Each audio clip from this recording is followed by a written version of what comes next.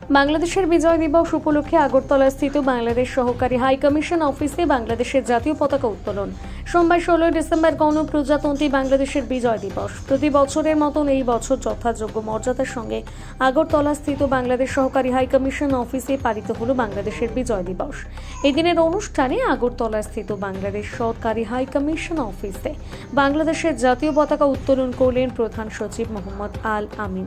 বাংলাদেশের জাতীয় পতাকা উত্তোলনের পর স্মৃতিসৌধ বাংলাদেশের জাতির পিতা বঙ্গবন্ধু শেখ মুজিবুর রহমানের প্রতিকৃতিতে পুষ্পস্তবক অর্পণ করা হয়।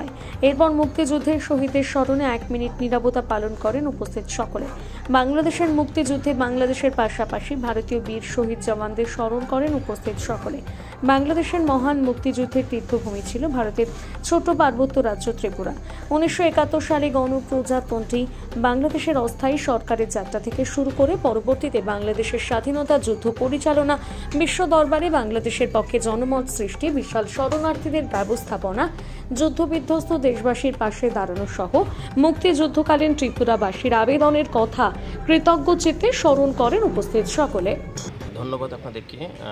আজকে বাংলাদেশ সহকারী হাই কমিশন আগরতলা কর্তৃক আমরা আমাদের বাংলাদেশের মহান বিজয় দিবস উদযাপন করছি।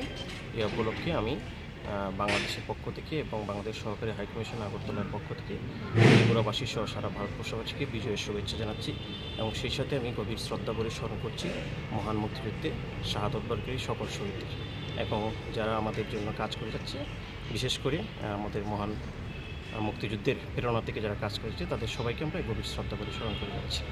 ধন্যবাদ সবাইকে। বিগ নিউজ, সবার আগে সবার সাথে।